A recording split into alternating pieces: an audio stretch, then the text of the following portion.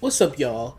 And you see the title of this video. Spider-Man fans are insufferable. Okay, they're unbearable. They're on the same level as Star Wars fan. I've never seen a group of a fan base that always get what they want, but still want to complain and whine and just throw a temper tantrum because it's not their specific idea of a character. Okay, so today I'm pretty sure it's official that Spider-Man has passed the I think 1.8 billion mark, and is now the most highest grossing Spider-Man film of all time, right? Beating No Way Home, and it's crazy because this is a street level story, and it's now beaten No Way Home and all the other Spider-Man films become the highest grossing. It's kind of insane when you think about it. It's crazy how, like, going back to the basics of Spider-Man really shown that people really came out and people wanted this. I think people miss Spider-Man because it's been, what, 5 years since the last one? I think the last one came out in 2021, No Way Home. And it's just great. I think the movie's great. You see my reviews. You saw my spoiler review with my friends. You go check that out. Link in the description, or you can click on the channel. And so now, when people love some things, there are people all over the internet that want to be contrarians and want to be different because it's the only value they have in life. And it's kind of crazy to me that you see this you're going to start to see this generational shift online, especially with Beyond the Spider-Verse coming out next year. You're going to see some trailers. People are like, oh, this washes every other Spider-Man film. It's not even close. We're going to have a conversation, right? But anyway, we're going to see this generational shift. You're going to see it all the time. When there's a bad movie that came out 10 years ago, people are going to talk about, well, that movie's not that bad. When there's a good movie that came out 10 years ago, people will be like, we really need to have a discussion about how trash this movie is. People do it all the time. If you're on Twitter, if you're on that cesspool of an app, you will see it all the time. They will bring up the most garbage movies and sit there and say, oh my God, y'all remember when, what was it, 2016 Power Rangers? That god-awful movie was actually, they were cooking a little bit. They were cooking. You know the first 5 minutes after that garbage intro in Amazing Spider-Man 2 when he's web swinging for like literally 3 minutes and people are dying and he's not doing anything about it. That part is so great and monumental. I wish we had that more in Spider-Man films. You know what I mean? Don't forget the whole subplot with the parents that doesn't go anywhere and they don't bring up, that makes no goddamn sense. That's actually the intro to the movie. No, let's talk about this little section of the movie when there's a whole 2 hours left of a film that is absolutely garbage, that everyone said was garbage, that it came out, alright? It was so bad that they decided to come to Marvel and be like, hey, can y'all do something with Spider-Man, okay? But no. Let's sit back. The same thing what they did with the Tom Holland movies, right? When No Way Home came out, people say, oh man, I want a movie that isn't a cameo fest, and they should just have Sony take over the Spider-Man films, put them in his own universe again, because clearly Marvel doesn't know what they're doing. And this is the same year when they said that Madam Web came out, Morbius came out, Kraven the Hunter came out. Like, no. This shift always happens online. And now you're doing it with Brand New Day. Okay, that's what's happening. That is what's happening. And we're going to go over some examples, right? And so I've been seeing the feed, I've been seeing comments, I've been seeing tweets, I've been seeing TikToks about it, and it's so incredibly frustrating because in Brand New Day, you get what people were complaining about. Same thing with Spider-Man and the MCU in general. I remember I grew up a Spider-Man fan. I'm not gonna give the whole backstory. I said it all the time.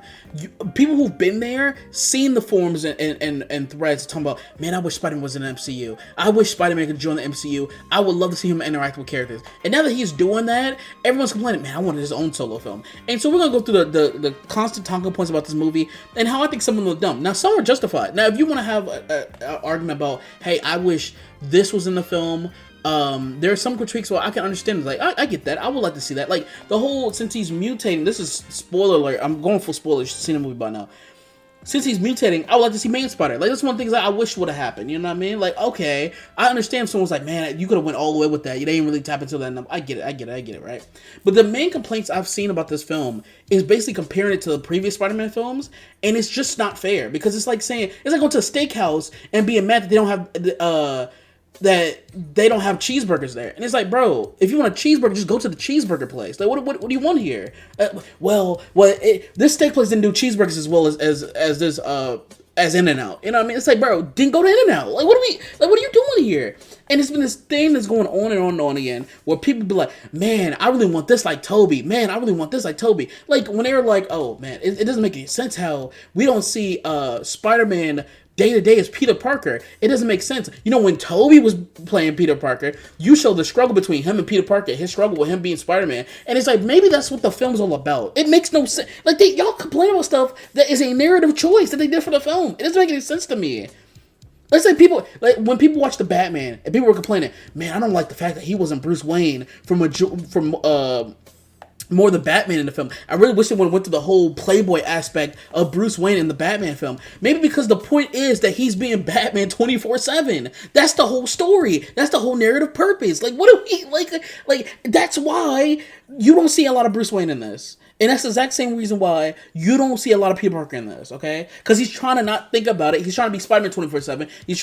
He's diving into his work instead of doing what he needs to do and address the problems in his life that has affected him emotionally and now physically. That is the purpose of the story. And I hate how everyone's critique of this movie. Everyone's critique has nothing to do with this movie. I'm not saying everyone. Obviously, there are critiques of the movie that we can go over, and you know, you can critique that about the film itself. It's not a super perfect movie. I'm not saying that, but the main problem that people have with this movie is it's not like Tobey movies. I'm sorry, it will never be like Tobey movie. Just get over. I'm one of those. I'm one of those. Same thing how I feel about Daredevil Born Again and the original Netflix Daredevil show. People will sit there and say, "Hey, Daredevil Born Again is not the same as Netflix shows." Okay, it's never gonna be that. I'm sorry. I taken it as this is a new comic book run with continuing characters. Right? There's a new writer in the books. We just gotta deal with it. When you're following a character, let's say you go from Moon Knight, right? You go from the peak of Moon Knight to the next arc after, right? Yes, these are the same characters, but there's a different writer. There's a different art style, okay? And you're just going to have to deal with it. That's how it works. I'm sorry, okay? In this Tom Holland version of Spider-Man is not the same as Tobey's. Get over it. We need to stop having these conversations. The fact that there's stupid posts out there talking about, man, I really wish he was as broke as Tobey. To quote the famous Boston coach, I don't even know if it's famous or infamous, when he was coaching the Boston Celtics, he said Larry Bird ain't walking through that door. Tobey's not walking through that door, okay? Let it go. I'm sorry. We need to have this discussion because every complaint people are having is, man, you know, Spider-Man 2002 did it better in terms of he's struggling, you know what I mean? I really want to see that. I want to see this in the third. I want to see just like Tobey. I want to see this just like, it's like, bro, let it go. You're not getting that, okay? It's the the analogy that people, that, you know, old people used to say about relationships is like, you could be the best shade of blue there is, but if someone likes purple, it's nothing you can do. You know what I mean? It's like that. It's like, bro, I'm sorry that you wanted Tobey Spider-Man. You're not getting that, all right? And the sooner you get over that, the better. And maybe I'm saying something wild. Maybe this is an out-of-pocket statement. You know what I mean? It's like, bro, what are we doing here, okay? And it's like, it's so infuriating seeing people sit there and complain. And one of the other things that people complain about is the fact of, man, Spider-Man hasn't faced his own original villain yet. Bro, what are we talking about? And at least the whole thing where he had Vulture, he had Mysterio, he faced basically the Sinister Six in No Way Home. And yes, this movie is not him, is him going against an antagonist that isn't a traditional Spider-Man film, but Spider-Man has won against non-traditional Spider-Man villains in the past. Literally, issue 5 of Spider-Man, he's going against Doctor Doom. Are we gonna sit here and say Doctor Doom is a Spider-Man villain? Like, what are we doing? Like, yes, I'm sorry. There has been many Marvel movies where the main protagonist doesn't face their iconic antagonist. Like, what are we talking about here? There's been plenty of movies where the hero does not face a traditional villain that is related to them, okay? In Captain America 4, he faces a Hulk villain, okay? Ant-Man faces Ghost, which is an Iron Man villain. Ego the Living Planet in Guardians of the Galaxy 2 is a Thor villain. The High Evolutionary is a Thor villain. What are we talking about here? No one's sitting there saying, man, I really wish Guardians of the Galaxy really faced a Guardians of the Galaxy villain. Like, we're not doing that. We're not doing that. Stop it. All right. And for the people who are saying the stupid thing of like, oh, it should have been Lizard in the movie instead of the Hulk, right? Even though the Hulk works this in theory with the story they were trying to set, right? It doesn't hurt because, one, they already defeated him in the last movie, okay? Two, Tom Holland Spider-Man already knows the cure to the Lizard, so it wouldn't work anyway, right? Because people didn't be complaining about, well, if you have a Lizard, you faced him last film, why don't you just try to cure on him? You know what I mean? It's like, and also, this villain is supposed to push the plot forward. Now, for people who are saying it should be Mr. Negative, I'm not going to disagree with that. If you wanted Mr. Negative in the movie, it could have worked. But for the grand scheme of things, it's not bad that they did these things and they changed things up where they're not fighting the same old villains 24/7. I think it's cool cool that in this universe, you might get Captain America going up against a Bullseye, or you might get a Daredevil going up against the Shocker. I think that's cool to me, and it works in the story. It makes sense. You don't just have that Hulk just come in and just blow shit up out of nowhere. It made sense, and it made sense in the terms of the story. And also Jean Grey being there, it makes sense. It makes sense you have this character here, so when you see her later on, and you see the effect that Professor X does on her, like I said before in previous videos, it makes sense, okay? For those who are sitting there saying, man, Spider-Man still doesn't have his iconic villain yet, when everyone, my mom still brings up the Mysterio scene with the illusions, is insane to me. Do you like these characters or not? Like, do you like this or not? It's crazy to me. Another complaint I've been seeing people say is, it doesn't make any sense how Spider-Man has been just not doing anything, not making new friends over the past 4 years, and he's just stuck up on MJ and Ned, right? And also the fact that Spider-Man's still stuck on MJ when he could have just moved on and found someone else. It doesn't make any sense. And my argument to that is, when he went through that event, it makes sense for him to stay attached to these people because they were his closest friends that he trusted and he cared about, right? And it's so funny to me. People are saying like, "Oh my God, why is he still stuck over MJ? They dated for a few months max in high school." You're still stuck over your high school sweetheart. No, we're not doing that. We're not doing it. You're still. There are plenty of people out in the world that's still stuck on their sneaky link that happened years ago. That one night that they hooked up. Okay, we don't know if Peter and MJ did it, right? But it makes sense to have an emotional attachment to someone you thought was your forever. Yes, it's like a high school thing. You know what I mean? You fall in love, but y'all are saying like that's a crazy thing that ever happened, right? Now when people are saying that it doesn't make any they don't have enough time with MJ and Peter to establish this strong connection, we can say that. Like, definitely the trilogy, when you rewatch the No Way Home trilogy, it's definitely insane the fact of how you can jump from I'm all about Liz Allen to immediately like, oh my God, MJ looks so good, this and the third. I can get that while that makes no sense. Like, if you have like a best friend that you've been friends with for years, and you have someone that you're in love with that you trusted with this thing, it's understandable why he's depressed and he wants to keep them safe while also don't want to reach back out, because he also has to think of, well, if I can't protect the ones I loved before and led to all this, why would I reach out to, to connect with other people? You know what I mean? Like, he'll always have that fear. It makes sense in the terms of the story. Also, another thing, since people like to compare it to the Tobey's from 24/7, MJ and Peter in that franchise had no fucking chemistry. Like, go back and watch these films. They had no chemistry at all. MJ was increasingly toxic. And also, him and Harry, Peter and Harry were awful best friends to each other. You can't name one moment on top of your brain of them being actual friends to each other without Harry backdooring him or Peter, being an asshole. You know what I mean? It's like, there is no, oh my God, the original trilogy did it so much better with his support system. No, they did not. All right. Only thing they did better in the original trilogy was Aunt May. Aunt May was the best part of that in terms of his support system. No one else was. And the girl in the apartment, Ursula, I think her name was. Like, she was sweet to him, right? And it's so bad that everyone in there is like, man, why didn't Tobey get with this? Why didn't Tobey get with her? MJ's not worth it. MJ was too busy sucking on someone else for the majority of the franchise instead of getting with Peter. You know what I mean? So let's not sit here with these rose-tinted glasses talking about, oh my God, the original trilogy was so much better. Now, I will say that Spider-Man 2 is the better movie between this and Brand New Day, but it's depending on what you want in a Spider-Man film. Like, it works for me, what I want in a Spider-Man film. Brand New Day, that's why I put it over Spider-Man 2. But if someone says Spider-Man 2 is their favorite, or they prefer it over this, I completely get that 1,000%. Because the only thing I put Spider-Man 2 over in terms of this movie is the train fight scene is the greatest. Like, I think that's the greatest comic book fight scene of all time, period. So that's the only thing that's setting it apart. The ninja fight scene could have got that part if it would have went to the third gear. I didn't think it really got that point yet, but I enjoyed it for what it was. You know what I mean? I wish it would have did a little bit more in the fight scene, especially with, as much as it was hyping up like Jackie Chan's fight team or something like that was doing. I don't know if that's real or not.